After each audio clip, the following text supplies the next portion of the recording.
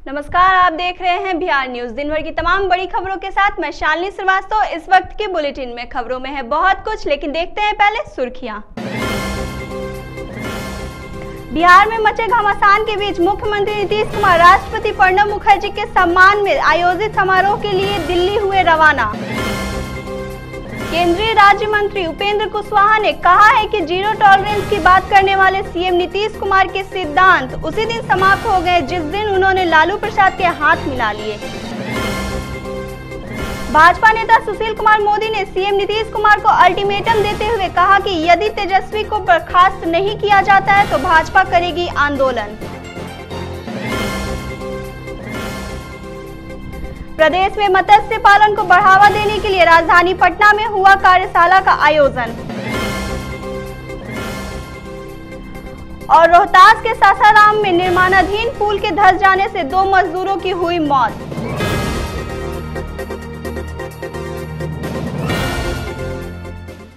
अब रुक करेंगे खबरों की ओर विस्तार से। बिहार में मचे घमासान के बीच मुख्यमंत्री नीतीश कुमार शनिवार को दिल्ली के लिए रवाना हुए। रविवार को राष्ट्रपति प्रणब मुखर्जी के सम्मान में संसद भवन में आयोजित फेयरवेल पार्टी में शरीक होंगे। वहीं सीएम नीतीश कुमार 24 जुलाई को राष्ट्रपति प्रणब मुखर्जी के विदाई समारोह के बाद अगले दिन नवनिर्वाचित राष्ट्रपति रामनाथ कोविंद के शपथ ग्रहण समारोह में शामिल होंगे। उधर शनिवार को दिल्ली पहुंचने के बाद सीएम नीतीश कुमार ने कांग्रेस उपाध्यक्ष राहुल गांधी के साथ बैठक की। महागठबंधन के बीच बयानबाजी के बाद अब पोस्टर वार भी शुरू हो गया है, जिसमें किसी ने पटना के आयकर गोलंबर पर पोस्टर लगाया है जिसमें जदयू के तमाम प्रवक्ताओं पर निशाना साधा गया है कि भाजपा नेता सुशील मोदी के इशारे पर बयानबाजी दे रहे हैं। सरकार के चेहरे को खराब करना चाहता है। मैं ऐसे लोगों को चेतावनी देता हूँ कि हमारे गठबंधन में दरार न डालें। पोस्टर हम देखे ही नहीं, हम तो लगे हुए तैयारी में।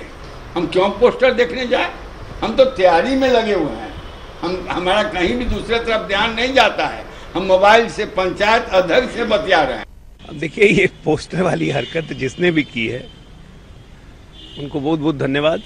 एक चीज़ तो स्पष्ट हो गया कि जिसने भी ये पोस्टर लगाए हैं उनके इरादे कितने साफ हैं, कितने नेक उनके इरादे हैं, ये तो साफ हो गया ना। तो इनके इरादे तो नापाक हैं, ये तय है। दूसरा एक चीज़ और स्पष्ट हो गया, हमारे सवालों पे इतनी मिर्ची क्यों लग रही है भाई? केंद्रीय राज्य मंत्री उपेंद्र कुशवाहा ने सीएम नीतीश कुमार पर निशाना साधते हुए कहा कि जिस नाव पर नीतीश कुमार सवार होंगे वह नाव डूब जाएगी। उन्होंने कहा कि जीरो टॉलरेंस की बात करने वाले नीतीश कुमार के सिद्धांत उसी दिन समाप्त हो गए जिस दिन उन्होंने लालू प्रसाद से हाथ मिला ली। भाजपा के वरिष्ठ नेता सुशील कुमार मोदी ने सीएम नीतीश कुमार को अल्टीमेटम देते हुए कहा कि 27 जुलाई तक यदि तेजस्वी यादव को बर्खास्त नहीं किया जाता है तो भाजपा की ओर से आंदोलन किया जाएगा और सदन चलने नहीं दिया जाएगा। भाजपा मिलन समारोह में शामिल होने नालंदा पहुंचे मोदी ने कहा कि एक और नीतीश कुमार भ्रष्टाचार पर जीरो टॉलरेंस की बात करते हैं तो वहीं दूसरी तरफ दागी उप मुख्यमंत्री तेजस्वी प्रसाद यादव के साथ वह बगल में बैठते हैं। जीरो टॉलरेंस की बात कर रहे हैं। आखिर कितने दिन ये जीरो टॉलरेंस चलेगा? 15 दिन तो हो गया। मांझी जी का इस्तीफा 4 घंटे में ले लिया और तेजस्वी यादव के इस्तीफे को आज 15 दिन हो गया। तो अब बिहार की जनता बर्दाश्त नहीं करेगी और इनको बर्खास्त करने के लिए हम बाध्य कर। प्रदेश में मत्स्य पालन को बढ़ावा देने के लिए शनिवार को राजधानी पटना में पशुपालन और मत्स्य विभाग की ओर से कार्यशाला का आयोजन किया गया। इस कार्यशाला में 8 राज्यों के मत्स्य विशेषज्ञों ने भाग लिए। विभागीय सचिव एन विजया लक्ष्मी ने बताया कि मछुआरों में मत्स्य पालन के प्रति रुचि पैदा करने के लिए विस्तार से चर्चा की गई। नेशनल इनलैंड वाटर के ऊपर और एक्वाकल्चर के ऊपर एक पॉलिसी बन रही है, फिशरीज की पॉलिसी।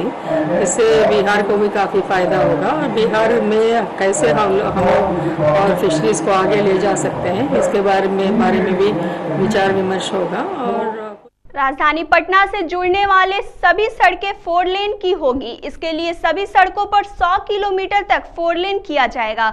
पथ निर्माण विभाग के प्रधान सचिव अमृतलाल मीना ने पटना में पत्रकारों से बातचीत में कहा कि पटना शहर और उसके आसपास के यातायात के बढ़ते रवाब को देखते हुए सरकार ने यह व्यवस्था की है। उन्होंने कहा कि मुख्यमंत्री नीतीश कुमार सेतु निर्माण योजना के तहत पहुंच पथ की समस्या को दूर करने के लिए विभाग की ओर से अभियान चलाया जा रहा है।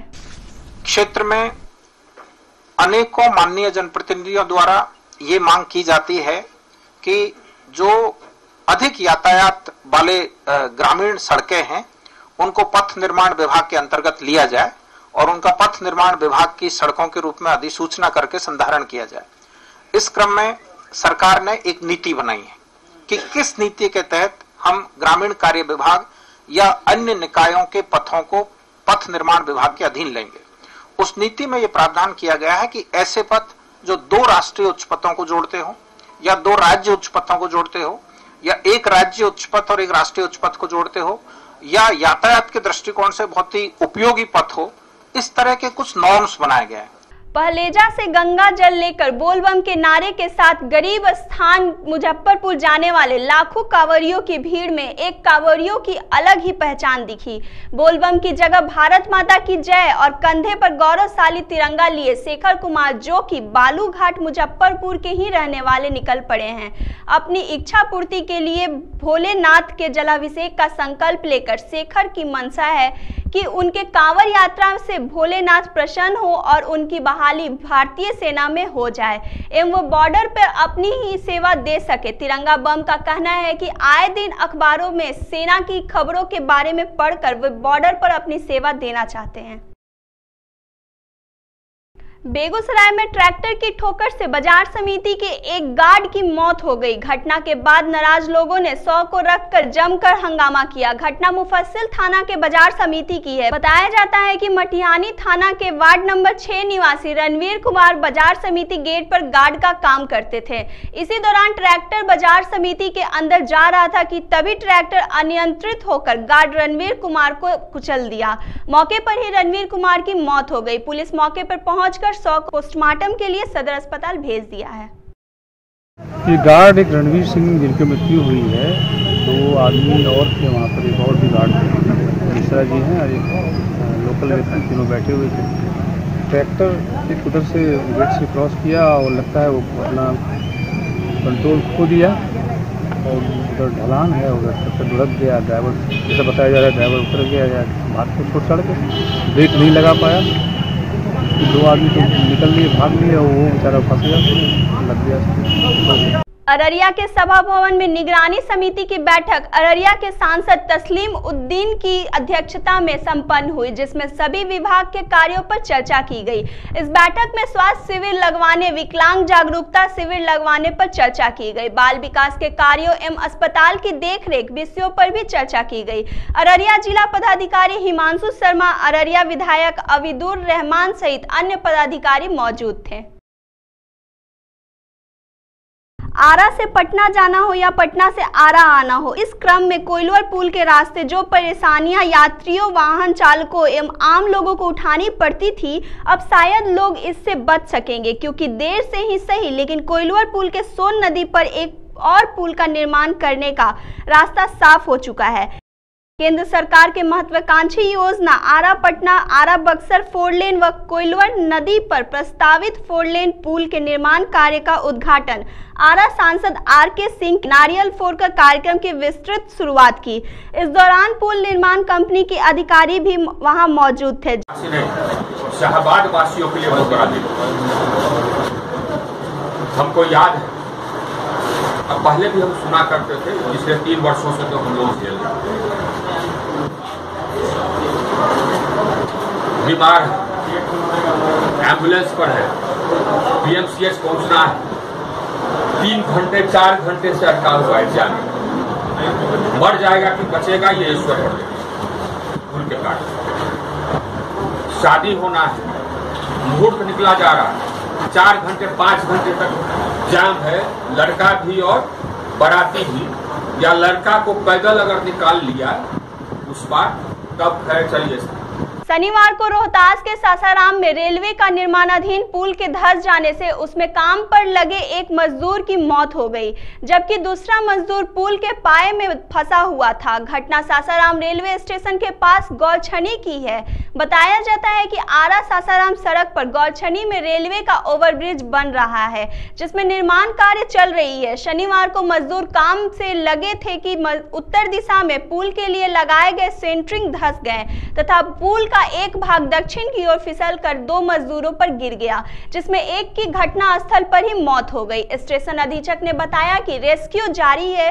उधर रेल ने गया मुगल सराय रेल खंड पर फिलहाल दोनों साइड अप तथा डाउन से परिचालन को फिलहाल बंद कर दिया है। ये डीएफसी वाले का काम है, डीएफसी वाले लगे हुए हैं, उसको उधर से हाइड्रा लगा के उठाया जा रहा है और जैक वैक की व्यवस्था की जा रही है, क्योंकि बहुत हेवी पुल है। मैनुअली या इससे नहीं उठ पाएगा, जैक लगाना पड़े, लगाने को कर रहे हैं। क्या हो सकता है सर? कहते हैं माँ की आंचल में पूरी दुनिया है, पर आज एक माँ ने अपने ही बेटी को मारने के लिए गाड़ी के नीचे रख दिया। घटना समस्तीपुर जिले के उजियारपुर थाना के कमला गेट NH 28 स्थित पर एक विक्षिप्त महिला अपने ही बेटी, जिसकी उम्र 1 साल से कम होगी, सड़क पर पटक रही थी और आने जाने वाले गाड़ी के नीचे रख दे रही थी। वो बच्ची चापा पड़ जाए और मर जाए, मगर कहते हैं न मारने वाले से बड़ा बचाने वाला होता है। गांव सैदपुर की महिला एवं पुरुष जब उस विक्षिप्त औरत की यह घिनौनी करतूत करते देखा तो रहा नहीं गया और बच्चे को उसके कब्जे से मुक्त कराकर गांव में ले गए। बच्ची जख्मी हो गई थी। विक्षिप्त महिला से पूछने पर वह भगवानपुर थाना जिला पश्चिमी चंपारण अपना घर बताती है और उस बच्ची की मां बताती है, पर स्थानीय लोगों की माने तो ऐसी हरकत अपनी मां कैसी कर सकती है। बच्चा को सड़क पे पटक रहा है। कौन पटक रहा है? इसका माँ है या कौन है हम नहीं जानते, लेकिन बच्चा को गाड़ी आ रहा है, गाड़ी के नीचे पटक रहा है। अगर बच्चा चला गया तो उसको जिम्मेदारी कौन लेता है? आपका नाम क्या हुआ? हमारा नाम रंजीत कुमार। घर कहाँ हुआ आपका? सैदपुर जाहिद। सैदपुर शाहिद। बच्चा कहाँ का है? बच्चा को हमको पता नहीं सर। बच्चा इसी आसपास गांव का है या आपको जानते हैं? बच्चा क्यों मार रही थी आप? क्या ले जाता है? बच्चा क्यों मार रही थी आप? अब बच्चा देंगे आपको, मगर बच्चा क्यों मार रही थी? यही तरह भैया जी, यही तरह किस बार बच्चा क्यों पटक रही थी? बच्चा किसका है? बच्चा का लवार से बच्चा है, पागल का तलवार से बच्चा है। क्या बच्चा के साथ क्या हो रहा था? बच्चा को रोड पर बजा रहा था। क्या बजा रहा था? फूटा हुआ। ठीक हम लोग जा रहे थे तो हमको मोटरसाइकिल में बच्चा को लेडीज जो है से फेंक रहा था। तेकर बाद हम बचा लिए। तेकर बाद हुआ जो बुलेरो में फेंकता था, रोड पर भी पटक के गोदी उठा करके बच्चा को कपार तपार फोड़ करके बेहालत कर दिया। पब्लिक लोग को जूटा, पब्लिक लोग बच्चा उसको छीन लिया है।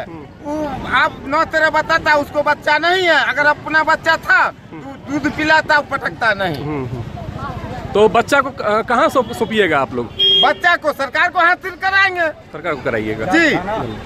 अररिया आर स्थित मंडल कारा की सड़क जर्जर होने से लोगों को आवागमन में परेशानी का सामना करना पड़ रहा है और रात में रोशनी की उचित व्यवस्था नहीं है, ऐसा सोशल वेलफेयर ऑर्गेनाइजेशन के लोगों का कहना था।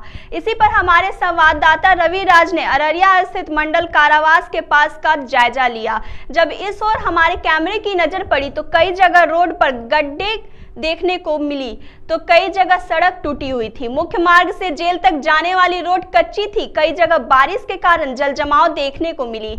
स्थानीय लोगों से बातचीत करने पर मालूम पड़ा कि यहाँ जब कैदी से मिलने के लिए उनके परिजन आते हैं तो उन्हें कठिनाइयों का सामना करना पड़ता है और कारावास के वाहन को भी ऐसी दिक्कतों का सामना करना पड़ता है। बहुत समस्या है यहाँ पे आने के लिए, जो है ना वहाँ से रोड से पैदल आना पड़ता है। ऐसा है कि ना बाइक आ सकता है अभी के समय में, ना कुछ भी आ सकता है, साइकिल तक आने का व्यवस्था नहीं है। ये रोड जो है कि जेल 2008 से ज़मीन का एक्वायर हुआ है।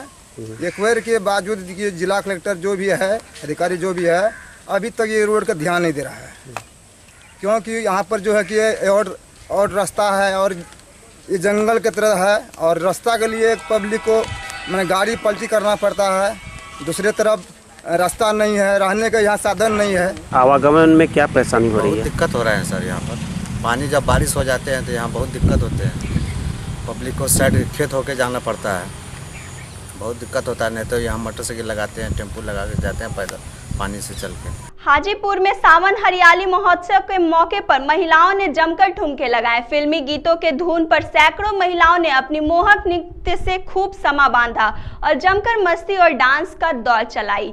इस कार्यक्रम में नगर परिषद के उप सभापति रमा निषाद ने हिस्सा लिए और उन्होंने भी सावन महोत्सव का जमकर आनंद उठाया। इस कार्यक्रम का आयोजन महिला संगठन रोशनी वेलफेयर क्लब की ओर से की गई।